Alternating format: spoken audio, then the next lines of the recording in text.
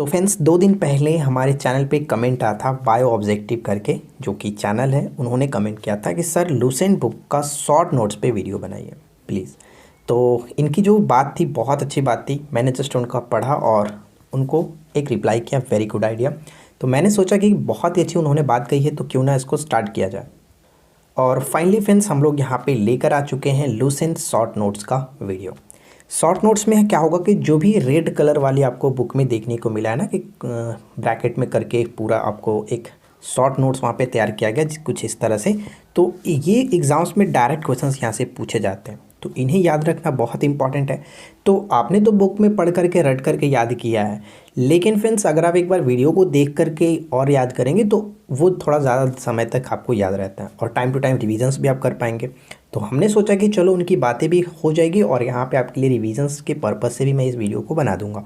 तो हम लोग यहाँ पे स्टार्ट करें सबसे पहले ज्योग्राफी, क्योंकि हिस्ट्री तो हम लोग जस्ट कवर करते हुए आ रहे हैं। तो पहले ज्योग्राफी करेंगे, उसके बाद हम लोग इकोनॉमिक में एंटर करेंगे, ठीक है। तो आशा करते हैं कि आप लोगों को ये वीडियो अच्छा लगेगा। वीडियो को एंड तक वॉच करिएगा और सभी नोट्स को अच्छी तरीके से याद रखने की कोशिश करेंगे, ठीक है। तो चलिए शुरू करते हैं। तो देखिए फ्रेंड्स, ज्योग्राफी के फर्स्ट पेज पे आपको ये शॉर्ट नोट सबसे पहले देखने को मिलता है, जो कि 10 इंपॉर्टेंट पॉइंट्स कवर किया गया और यहाँ से एग्जाम्स में पूछे जाते हैं। तो चलिए सबसे पहले हम इनको याद कर लेते हैं।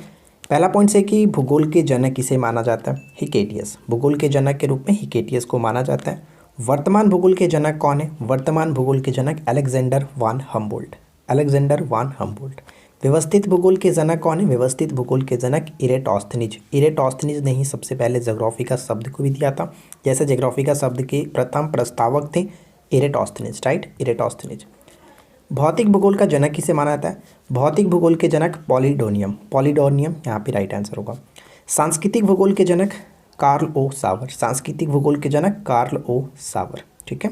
और साथ ही साथ गणितीय भूगोल के संस्थापक किसे माना जाता है? गणितीय भूगोल के संस्थापक के रूप में थेल्स और एननसीमेंडर। थेल्स और एननसीमेंडर। कभी कभी एग्जाम्स में क्या होता है कि दोनों में से कोई एक ही ऑप्शंस आपको देखने को मिलेगा। अधिकतर आपको ऑप्शंस थेल्स देखने को मिलता है, तो जो ऑप्शंस हो आप उसे टिक करेंगे। अगर दोनों ऑप्शंस है तो फिर एक और ऑप्शन सी होगा, वहाँ पे टिक करेंगे, ठीक है। विश्व ग्लोब के निर्माता कौन है? विश्व ग्लोब के निर्माता मार्टिन बैहम। मार्टिन बैहम। विश्व मानचित्र के निर्माणकर्ता, विश्व मानचित्र के निर्माणकर्ता एनएनजी मेंडर। एनएनजी मेंडर। और लास्ट पॉइंट है, भौगोलिक विश्वकोश के रचनाकार किसे माना जाता है? भौगोलिक विश्वकोश के रचनाकार स्ट्रैबो। स्ट्रैबो, ठीक है। तो ये पहला नोट्स हमारा कंप्लीट हुआ। चलिए अब इसके आगे नेक्स्ट स्लाइड पे दूसरे नोट्स को कवर करते हैं। अब यहाँ पे हम बात करेंगे सौर प्रणाली की। जो सारणी दी गई थी इसमें आपको ग्रहों के नाम दिए गए हैं, उनका व्यास कितना है, परिभ्रमण काल कितना है, परिक्रमण काल कितना है, उपग्रहों की संख्या कितनी है, ये। लेकिन यहाँ पे सबसे ज़्यादा इंपॉर्टेंट हो जाता है आपको उपग्रहों की संख्या को याद रखना, क्योंकि इसमें सबसे ज़्यादा जो पूछा जाता है वो उपग्रहों की संख्या ही है, ठीक है। तो चलिए कवर करते हैं। जैसे यहाँ पे जो ग्रह आप देख रहे हैं वो सूर्य से दूरी के क्रम में भी, आप ये भी याद रख सकते हैं कि सूर्य से दूरी के क्रम में, जैसे कि सूर्य के जस्ट सबसे पास कौन सा है? बुध है, उसके बाद शुक्र, पृथ्वी थर्ड नंबर पे आता है, उसके बाद आपका मंगल है और बृहस्पति, शनि, अरुण और वरुण, यानी कि लास्ट में आपका नेपच्यून आता है, ठीक है। अब हम बात करते हैं कि बुध के जो उपग्रहों की संख्या है वो कितना है? 0। यानी हमारे सौरमंडल में 2 ऐसे ग्रह हैं जैसे बुध और शुक्र, इनके पास कोई भी अपना उपग्रह नहीं है, ठीक है। 0 0 दोनों के पास अपना उपग्रह, कोई भी उपग्रह नहीं है, याद रखिए।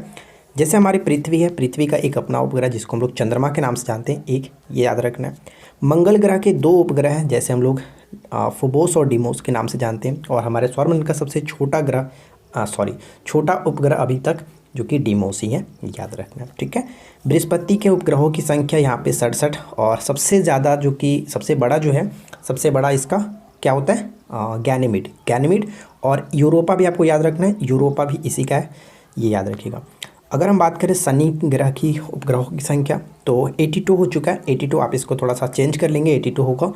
और आगे बढ़ते हैं, अरुण ग्रह के उपग्रहों की संख्या 27 और वरुण का 13, ये आपको याद रखना है। ये 2 पॉइंट्स कवर हो गया। अब यहाँ पे कुछ और भी जैसे इंपॉर्टेंट पॉइंट्स आता है। जो बुध है, बुध परिक्रमण किसे कहते हैं? परिक्रमण जो होता है वो सूर्य के चारों ओर जो चक्कर लगाता है उसको कहते हैं। कितने दिनों में पूरा करता है? 88 दिन। ये क्वेश्चन भी कई बार पूछा जा चुका है। इन सभी में सबसे ज़्यादा तक पूछा जाता है यही। और एक बृहस्पति का आपको याद रखना है, बृहस्पति करीब 11.9 वर्ष लगाता है, ठीक है। और इसमें तो कोई समस्या नहीं है। पृथ्वी को आपको पता ही है, पृथ्वी अपने अक्ष पर जो घूमते हैं जिसको हम लोग परिभ्रमण कहते हैं, या फिर इसको दैनिक गति, या फिर इसको घूर्णन गति के नाम से भी जानते हैं, अपने अक्ष पर। और ये 23.9 घंटे में कवर करता है, जबकि सूर्य के चारों ओर यानी कि जो परिक्रमण होता है वो क्या होता है 365.26 दिन होता है। तो इन सभी पॉइंट्स को आप कवर कर लीजिएगा, याद रखिएगा। चलिए आगे बढ़ते हैं। देखिए नेक्स्ट जो स्लाइड था इसमें हम लोग देखेंगे अग्नेय चट्टान के रूपांतरण, अवसादी चट्टानों के रूपांतरण और कयांतरी चट्टानों के रूपांतरण। यानी अग्नेय चट्टान आप एक जगह याद रखेंगे, अवसादी चट्टानों को एक जगह याद रखिए, कयांतरी चट्टानों को याद रखिए। तो हमने यहाँ पे कोशिश किया कि एक ही स्लाइड पर आपको तीनों को दिखा दे ताकि आपको याद रखने में समस्या ना हो। तो अगर हम यहाँ पे देखें तो जो भी आपका लेफ्ट साइड यानी कि जो बाएँ हाथ की तरफ आपको दिखेगा वो क्या है, कयांत्रित है। लास्ट वाला में तो दोनों कयांत्रित है, कयांत्रित का भी कयांत्रित होता है। तो इस तरह से आप ध्यान रखिएगा। देखिए अगर हम बात करें सबसे पहले अग्नेय चट्टान कौन से आते हैं। देखिए मैंने चट्टान पे ट्रिक भी एक बनाया था। चट्टान के जो भी प्रकार हैं तीनों जो प्रकार हैं अग्नेय, अवसादी और कयांत्रित, इन सभी का एक अलग मैंने ट्रिक बनाया था। ट्रिक के माध्यम से अगर आप याद रखना चाहते हो तो शॉर्ट तरीके से आपको याद हो जाएगा कि चट्टानों के कौन से प्रकार किसके अंतर्गत आता है। अगर आपने नहीं देखा है तो मैं कोशिश करूँगा इस वीडियो के नीचे डिस्क्रिप्शन में देने की, या फिर आप डायरेक्ट यूट्यूब पर सर्च भी कर लीजिएगा तो आपको मिल जाएगा चट्टान ट्रिक, जो ऑनलाइन स्टडी हो ना आपको मिल जाएगा। ठीक है, तो देखिए अग्नेय चट्टान के अंतर्गत ग्रेनाइट, साइनाइट, ग्रेबो, बेसाल्ट, बिटुमिनस कोयला। तो ये जो आपने देखा ग्रेनाइट, साइनाइट, ग्रेबो, बेसाल्ट और बिटुमिनस, ये अग्नेय चट्टान के अंतर्गत आते हैं और बहुत इंपॉर्टेंट है। एग्जाम्स के पॉइंट ऑफ व्यू से अक्सर ये क्वेश्चंस पूछे जाते रहते हैं। तो ये आपने अग्नेय चट्टान को याद रखा। ठीक उसी तरह से अगर हम लोग यहाँ पे अवसादी चट्टान को देखें, अवसादी चट्टान के अंतर्गत क्या आता है, सपिंड, बलुआ पत्थर, सेल, चूना पत्थर, लिग्नाइट कोयला। देखिए बिटुमिनस कोयला इसके अंतर्गत आता है और लिग्नाइट कोयला किसके अंतर्गत आता है, अवसादी चट्टान के अंतर्गत। लिग्नाइट कोयले को हम लोग भूरा कोयला के नाम से भी जानते हैं, और बिटुमिनस कोयला जो होता है वो सामान्य किस्म का कोयला होता है जिसे हम लोग घरेलू उपयोग में यूज़ करते हैं। ठीक है, तो ये आपने देखा अवसादी, और ये आपने ये अग्नेय और ये आपने अवसादी देखा। ठीक है, अब हम यहाँ पे बात करते हैं कयांतरी चट्टान कौन से होते हैं। तो कयांतरी चट्टान के अंतर्गत अग्नेय का रूपांतरण भी होता है और साथ ही साथ अवसादी का रूपांतरण भी होता है, और ये जो आप देख रहे हैं कयांत्रित का भी कयांत्रित होता है। जैसे ग्रेनाइट का रूपांतरण किस में होता है, नीस में। देखिए रूपांतरण चट्टान भी कहते हैं, इसको कयांत्रित चट्टान भी कहते हैं, दोनों का मतलब एक ही है, कंफ्यूज नहीं होना है। तो साइनाइट का किस में होता है, साइनाइट नीस में, ग्रेबो का सर्पेंटाइन में, बेसाल्ट का सिस्ट में, और बिटुमिनस कोयला ग्रेफाइट में हो जाता है। ये हो गया अग्नेय का रूपांतरण कयांत्रित में। अब यहाँ पे अवसादी का रूपांतरण होता है कयांत्रित में। देखिए सपिंड जो है वो सपिंड सिस्ट में होता है। बलुआ पत्थर ये इंपॉर्टेंट होगा, बलुआ पत्थर क्वार्टजाइट बहुत ज़्यादा पूछा जाता है। सेल का स्लेट में, चूना पत्थर भी इंपॉर्टेंट है, संगमरमर ये याद रखिएगा, और लिग्नाइट कोला एंथ्रासाइट कोला में हो जाता है। ठीक है, अब ये तो दोनों कंप्लीट हो गया। अब कयांत्रित चट्टान को भी आप इस तरह से याद रखिए। जो स्लेट होता है, स्लेट फाइलाइट में चला जाता है। जैसे देखिए सेल का स्लेट में होता है और स्लेट खुद एक फाइलाइट में कयांत्रित हो जाता है, और फाइलाइट भी सिस्ट में चला जाता है। तो इस तरह से आप सभी को याद रखें, और मैं आपको रिकमेंड करूंगा कि आप हमारी ट्रिक वाली वीडियो को एक बार देख लीजिए, हो सकता है आपको ट्रिक से याद हो जाए इस तरह से अगर आपको कन्फ्यूजन लगे तो। ठीक है फ्रेंड्स, तो हम बढ़ते हैं अब नेक्स्ट स्लाइड पर, और वहाँ पर देखते हैं अब नेक्स्ट स्लाइड में क्या है। नेक्स्ट जो स्लाइड था, पर्वत निर्माण के जो विभिन्न सिद्धांत थे वो किसने किसने दिया था, हमने यहाँ पे कवर किया। तो देखिए शॉर्ट नोट्स में आपके दिया गया जो संतति का सिद्धांत है ये किसने दिया, कोबर नामक भूगोलवेता जो थे उन्होंने दिया। तापीय संकुचन सिद्धांत किसने दिया, जेफरीज, तापीय संकुचन सिद्धांत जेफरीज। महाद्वीपीय फिसलन का सिद्धांत किसने दिया, डेली। महाद्वीपीय जो विस्थापन सिद्धांत है वो किसने दिया, वेगनर, ये भी इंपॉर्टेंट है। संवहन तरंग सिद्धांत होम्स ने दिया है। रेडियो एक्टिविटी जो है वो जोली ने दिया था।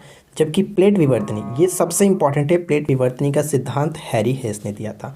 तो ये आपको याद रखना है। इसमें सबसे ज़्यादा जो इंपॉर्टेंट है, जैसे आप यहाँ पे कोबर को याद रखिएगा, जेफरीज याद रखिएगा, डेली, वेगनर, और साथ ही साथ यहाँ पर वेगनर और ये आपका हैरी हेस। तो इन 5 पॉइंट्स तो आपको किसी भी तरह से याद रखना है। ठीक है, तो देखिए फ्रेंड्स, आज के इस छोटे से वीडियो में मैंने कोशिश किया था कि चार नोट्स कंप्लीट करना है, हमने 4 नोट्स कंप्लीट किया।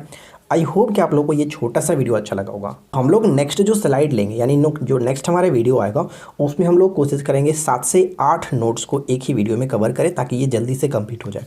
और सभी जो ज्योग्राफी का नोट्स कंप्लीट हो जाएगा उसके बाद हम एक मास्टर वीडियो आपको दे देंगे, ताकि आप जब रिविजन्स करेंगे तो आपको वीडियो बार बार नहीं देखना पड़ेगा, एक ही वीडियो को ऑन करेंगे और आप एंड तक रिविजन्स कर लेंगे।